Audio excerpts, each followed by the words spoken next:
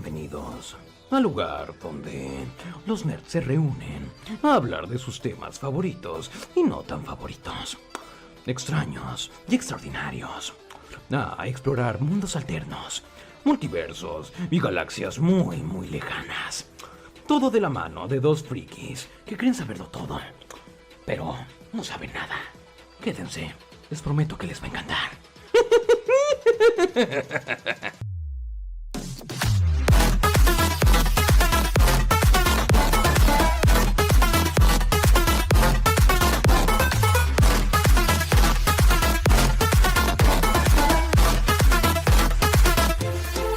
Bienvenidos amigas a este podcast. Yo soy Ramón Burgos. Yo soy Fernando. Bienvenidos amigas a este podcast. Yo soy Ramón Burgos. Yo soy Fernando Gómez. Y pues el día de hoy por fin es Halloween. Bueno, no cuando estamos grabándolo, pero cuando ustedes lo ven va a ser Halloween. Así que feliz Halloween para todos. Y pues el día de hoy decidimos que no había mejor manera de celebrar Halloween que pues contando historias de terror. En específico, leyendas de aquí de la ciudad de Guadalajara. Sí, así como que terror, pues leyendas famosas aquí de Guadalajara. Es correcto. De nuestro lindo estado de Guadalajara, Jalisco. Guadalajara no es el estado, Jalisco es el estado. Jalisco es el estado. Muy bueno. La gente entendió. No sé cómo diablos pasaste geografía en la secundaria. La gente entendió a lo que me refería. Pues sí, vamos a platicar un poco de estas leyendas. Va a ser un poco diferente a las dinámicas que hemos tenido en los anteriores podcasts, pero pues vamos a intentar a ver qué sale. Evidentemente, pues vamos a contarles estas leyendas muy a nuestro estilo. No somos como que tú digas los profesionales para contarte historias de terror, pues no, la verdad. Pues no. Pero pues vamos a darle nuestro mejor intento a todo esto. Repito, no son historias de terror, son leyendas. Ya si eres de terror, medio. Pues empezamos este episodio con una de las historias, con una de las leyendas que más me encanta de aquí de la ciudad de Guadalajara. Yo creo que es la primera que escuché y que me apasionó demasiado. Pues es la historia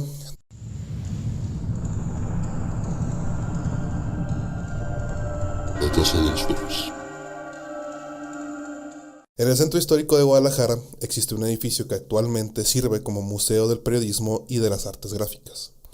Pero la historia de este edificio dista mucho de ser tan simple como la mayoría de los edificios en el centro histórico de Guadalajara. Este data de épocas coloniales en México y era propiedad de un acaudalado empresario, cafetalero y tequilero de nombre Don Jesús Flores Arriola. Sin embargo, la casa no fue construida por este. Originalmente, como para sellar el destino de este inmueble, fue en 1792 que en este lugar se instaló la primera imprenta y dio inicio al primer periódico independiente de Latinoamérica, El Despertar Americano, cuyo objetivo era comunicar las ideas independentistas, pero este terminó de emitirse después de la derrota de las fuerzas insurgentes en el Puente de Calderón. Años después, Don Jesús adquiriría la propiedad en 1896. Don Jesús para esa época ya era un viudo. Su esposa María Tomasa del Refugio Martínez y Montoya, como todos los malditos nombres de esa época, falleció en 1887. Sin embargo, Don Jesús no pretendía quedarse mucho tiempo solo, y pronto empezó a buscar una segunda esposa. Particularmente Don Jesús se vio interesado en las hijas de su vecina, la señora González, quien también era viuda. Sin embargo, las primeras dos hijas rechazaron a Don Jesús. Claro estaba que por su avanzada edad. Aunque no todo estaba perdido para Don Jesús, pues la tercera y más joven de las hermanas, María Ana González de la Torre, aceptó casarse con él. Claro estaba que la edad poco le importaba, sabiendo todo el dinero que Don Jesús tenía. Entonces, ambos se casaron y partieron de luna de miel a Europa en barco. Para mala suerte de Don Jesús y al parecer Ana, en el trayecto se dio un incidente que pondría a Don Jesús y a Ana a rezarle a todo lo que conocían. Afortunadamente, la pareja llegó con bien a Europa. Y ahí se hicieron la promesa de que, de morir alguno de los dos, el sobreviviente rezaría una novena en el aniversario luctuoso del otro. Al regresar a México, Ana obligó a don Jesús a construir un segundo piso a la casa y remodelar la fachada de la misma. Dejando salir sus dotes de decoradora y diseñadora, mandó a traer 2 estatuas de perros, 2 mastines, y las mandó a colocar en lo más alto de la casa, uno mirando al norte y otro mirando al sur, para proteger la casa de cualquier intruso. Claro estaba que por la avanzada edad de don Jesús, no podía darle todo lo que Ana necesitaba, por lo que se rumorea que sostuvo un amorío con el mayordomo de Jesús, un joven de aproximadamente la misma edad de Ana, de nombre José Cuervo. Así es, el mismo José Cuervo. Para estos años, José ya se encargaba de la mayoría de los negocios de don Jesús, incluidas las tequileras, ya consolidadas bajo la marca de la Constancia, así como aparentemente Ana. Casi a finales del año de 1897 fue que don Jesús moriría de una enterosclerosis dentro de la residencia, dejando así a Ana como heredera universal de toda la fortuna, propiedades y negocios de don Jesús. Y es aquí donde la historia se pierde y la leyenda inicia. Tras su muerte, su médico de cabecera se encargó de difundir que don Jesús había muerto intestado y que en su lecho de muerte prometió que aquel que pudiera rezarle un novenario completo, se le sería revelado dónde estaban las escrituras de la casa de los perros. Esto podría sonar sencillo. Sin embargo, el novenario debería llevarse a cabo a las 12 de la noche, todas las noches, frente a su mausoleo, ubicado en el Panteón de Mezquitán, acompañado solo de una veladora. La verdad es que esto por sí solo no podría alcanzar para convertir esta historia en leyenda, y sería así de no ser porque Ana y su flamante nuevo esposo, don José Cuervo, se mudaron al poco tiempo de la muerte de don Jesús, abandonando la casa, diciendo que el alma de don Jesús aún habitaba la casa y que por las noches se podía oír a veces ruidos, como si se trataran de las uñas de un perro al chocar con el suelo mientras camina por la casa. Y Ana aseguraba poder soñar a don Jesús, preguntándole por qué no rezaba por su alma.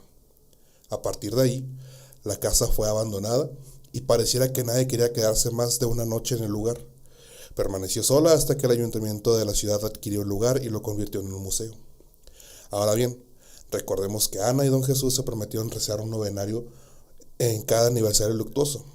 Y claro está que Ana, al morir don Jesús, hizo de todo menos rezarle. Y en conjunto con todo esto existía el rumor de que don Jesús prometió su casa a quien pudiera rezarle un novenario, una oferta bastante tentadora, y la verdad que no faltó el valiente que lo intentara. Durante los años venideros se tenían reportes de hombres que salían corriendo del panteón, incluso algunos fueron encontrados desmayados frente al mausoleo.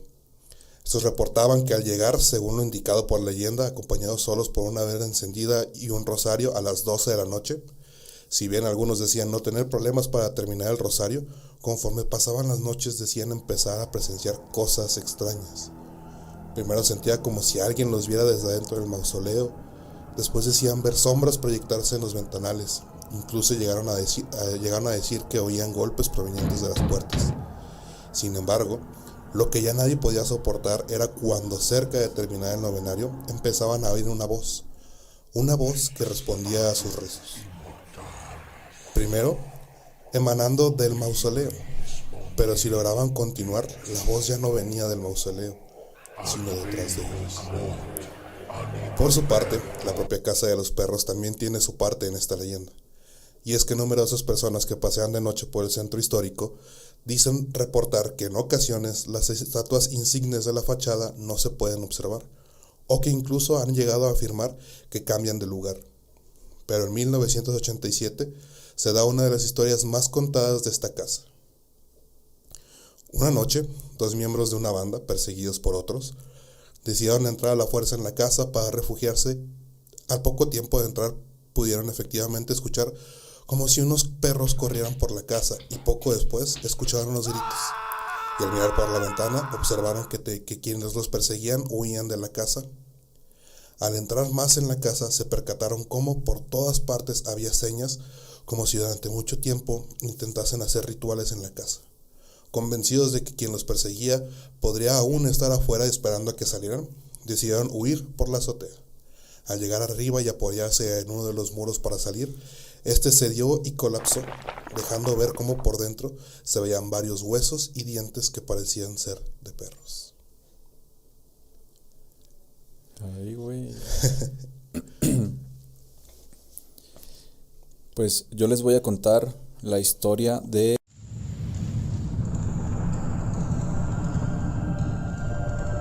Santa Inocencia. Al interior de la Catedral Metropolitana de Guadalajara se encuentra, entre tantas figuras o imágenes religiosas, un gran misterio: el cuerpo de una niña. Hace muchos años, una niña llamada Inocencia escuchaba atenta a sus compañeras de la escuela platicar sobre su primera comunión. Para ella, esto era un sueño, pues creía recibir el cuerpo de Cristo. Un día llegó muy alegre a casa y le dijo a su padre que quería hacer su primera comunión. Este comenzó a golpearla de manera inhumana, prohibiéndole que se acercara a las personas que la querían convencer de tal tontería.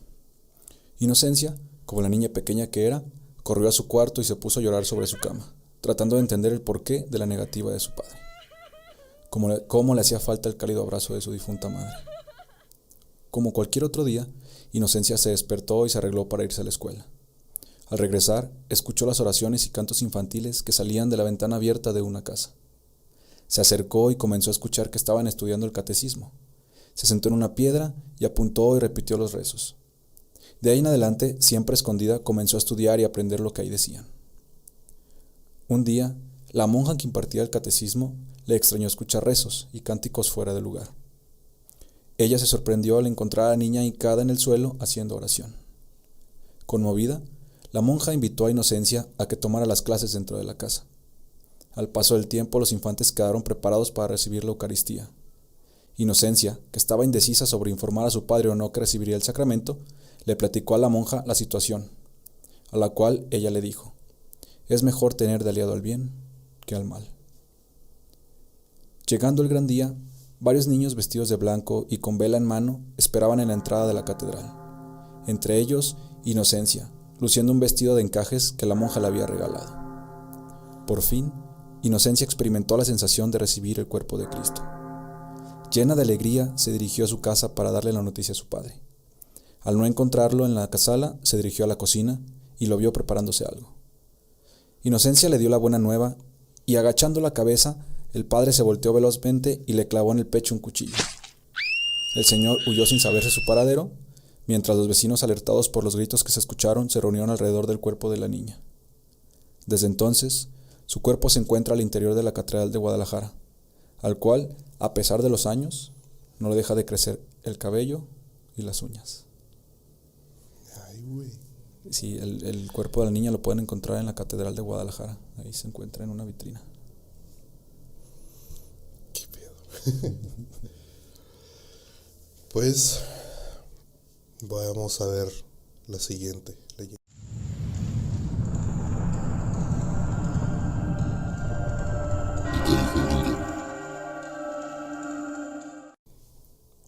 El convento de Santa María de Gracia abarcaba por el oriente hasta el río San Juan de Dios, hoy Calzada Independencia, por el norte hasta la calle Juan Manuel, por el poniente hasta la calle Belén y por el sur hasta cruzar por Hidalgo. En una de sus largas paredes chocaba un angosto callejón tétrico y oscuro, en ese entonces llamado el Callejón del Horcado. Se le conocía así por ese nombre porque ahí se había colgado un adúltero de apellido Lemus. Dice la leyenda que en tiempos del virreinato, cerca del 1590, el callejón ya era temido por muchos tapatíos por lo acontecido con Lemus. Pero lo más terrorífico que pudiera pasar en este callejón estaba aún por suceder. Del otro lado del convento se encontraba una casona que servía de centro de fiestas para muchos de los acaudalados de Guadalajara. Justo enfrente de esta casona quedaba el cuarto de la Madre Superiora, encargada de todas las novicias. Una noche, donde cuentan la gente que ni la luna se atrevió a salir, la Madre Superiora se levantó alarmada por los gritos y cánticos que se filtraban por su ventana. Ayudada de una silla, se asomó para poder ver qué era lo que provocaba tal escándalo en la calle. Grande fue su sorpresa cuando desde su ventana, en el callejón, Frente a la puerta de la casona había una gran mesa con un paño negro encima, esquinada por 4 velas negras que descansaban sobre cráneos humanos. Al centro se veía lo que parecía ser un Cristo de marfil y rodeado por hombres y mujeres, algunos desnudos, otros bebiendo, lo que la madre describió como un brebaje misterioso. Otros tantos se les vio agitando un látigo al aire y golpeando la figura del Cristo. Horrorizada por la imagen, la Madre Superiora, sin esperar a que amaneciera, fue en busca del obispo de Guadalajara, el señor Antonio Alcalde, siendo este quien decidió mover a los miembros del Tribunal Inquisitorial a una casa cercana al callejón para poder actuar prontamente si se diera la ocasión. Pero no tardó mucho cuando una noche más los miembros de la Inquisición vieron a varios bultos envueltos en túnicas y mantos negros moverse prontamente hacia la casona y entrar sin salir más. La Santísima Inquisición había tomado la decisión de actuar y vigilar más de cerca esta casa, por lo que algunos miembros se aproximaron hasta la puerta y, observando a través de la rendija de la llave, nuevamente vieron una escena que los horrorizó. En medio de la casa, una pintura del diablo adornada por joyas exquisitas y bien iluminadas por velas negras, cráneos en estacas por las esquinas del cuarto. Alrededor de la pintura vieron figuras, algunas paradas, algunas arrodilladas, pero todas rindiendo adoración a la pintura. A la pintura. Al fondo del cuarto vieron lo que pudieron describir como un grupo de hombres y mujeres en un todos contra todos.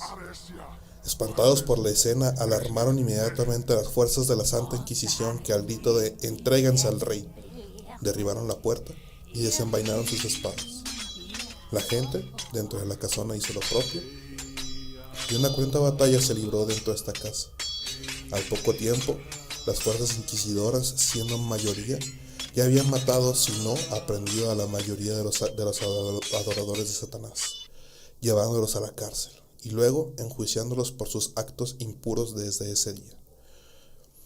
Toda persona que oyera nombrar el callejón se persignaba y bendecía el callejón, como tratando de lo que fuera que acechaba ahí no se le acercara.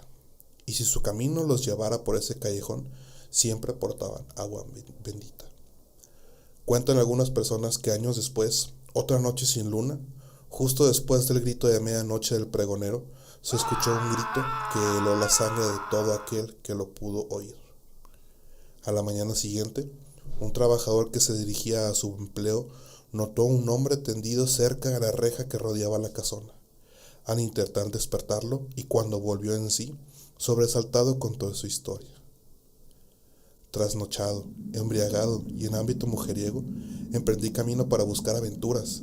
Sin darme cuenta, entré al callejón, y al poco tiempo noté que delante de mí se erguía una figura negra que me daba la espalda, en medio del callejón sin moverse. Al irme acercando noté un olor a azufre, y de pronto la ciudad hizo silencio. La figura negra ya no estaba frente a mí, y cuando intenté volver sobre mis pasos lo vi frente a mí en su cara, horripilantemente hipnotizantes, centellaban sus ojos. 2 largas y delgadas piernas dobladas hacia atrás como las de una cabra. Un rostro oscuro como la noche que ni las centellas emanando de sus ojos lograban iluminar. Atemorizado por todo eso, no logré más que sacar mi cuchillo de la bolsa y, hundiéndolo en repetidas ocasiones, noté que no le hacía daño alguno a la figura y que mientras más sostenía la mirada en sus centellantes ojos, más fuerzas perdía, hasta que por fin exhalé un grito para pedir ayuda y perdí el sentido. Desde aquel entonces se dice que a todo aquel que ande enfiestado y buscando aventura por el centro de la ciudad en la noche, jamás debe ocurrírsele cruzar por el callejón del diablo si la mañana siguiente quiere ver. ¿Ves? No caminen solos. También hay otra historia, otra leyenda, donde, cuentan que si llegas a caminar solo, más estando solo, puedes encontrarte con una figura de un charro vestido de negro, el cual te va a ofrecer una bolsa de oro a cambio de tu alma.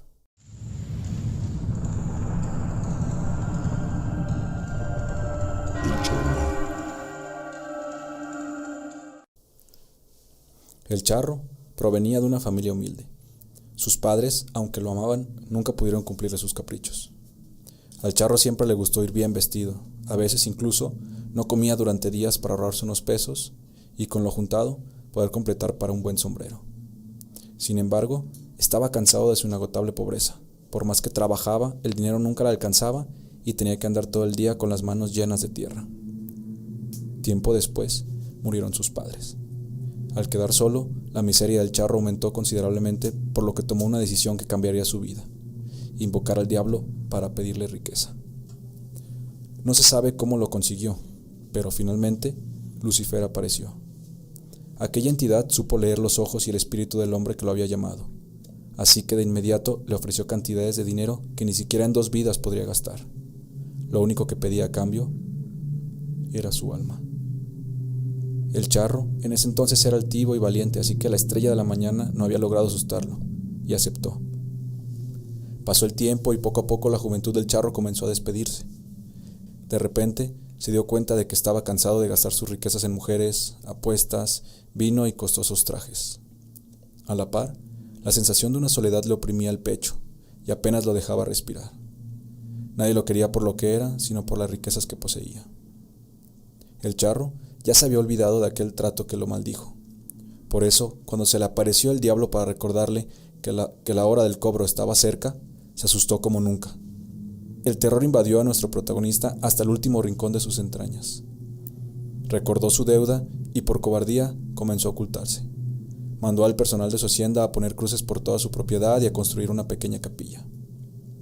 No obstante, el recuerdo de la deuda pendiente no lo dejaba dormir ni disfrutar de los pocos meses que le quedaban de vida. Así que, en un arranque de miedo, tomó a su mejor caballo junto a una bolsa que contenía unas cuantas monedas de oro que no se había gastado. Emprendió el viaje durante la noche para que nadie lo viera huir. Sin embargo, el diablo se dio cuenta de que el charro faltaría a su palabra, así que volvió a aparecer frente al jinete y su caballo, pero esta vez con el fin de llevárselo. Iba a esperar a que murieras para cobrar la deuda que tienes conmigo, pero como te ocultas cobardemente, te llevaré ahora, dijo el diablo. El charro no tuvo tiempo de responder. Cuando se dio cuenta, su caballo encabritado trató de patear al demonio, pero era demasiado tarde. Los brazos de su amo habían comenzado a secarse y su carne a desaparecer. Solo le quedaba el ajuar de charro encima de los huesos blanquecinos, y el diablo volvió a hablar. Veo que tu bestia te es fiel. Por eso ha de ser maldita igual que tú y condenada a acompañarte a tu viaje hacia el infierno. Aunque, de vez en cuando, quiero que hagas algo para mí: cobrarle a mis deudores.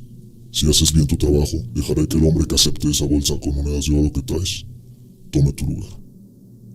Desde entonces, aquel hombre fue condenado a sufrir incontables tormentos en el infierno y a salir de ahí solo para cobrar a quienes tienen deudas pendientes con Lucifer. Esto con la esperanza de que una noche algún viajero, traicionado por su avaricia, tome su lugar. Solo así, el charro negro y su caballo podrán descansar en paz. Pues esto ha sido todo por el día de hoy. Espero que les haya gustado el episodio. Fue algo corto, lo sé, pero esperamos de que les haya gustado. Feliz Halloween. Feliz Halloween. No se olviden de seguirnos en nuestras redes sociales como Nerdtopia Podcast en Instagram y Facebook. Les recordamos que también estamos en formato digital, en formato de audio en las plataformas de Spotify y Amazon Music. Déjenos en la parte de los comentarios qué tal les pareció el episodio. No se olviden de decirnos si les gustó las leyendas, qué leyendas más conocen, qué otras leyendas quisieran que platicáramos. Y no se olviden también de dejarnos su like, suscribirse al canal y compartir el contenido en sus redes sociales. Yo fui Ramón Burgos, yo fui Fernando Gómez. Nos vemos hasta la próxima. No caminen solos. Adiós.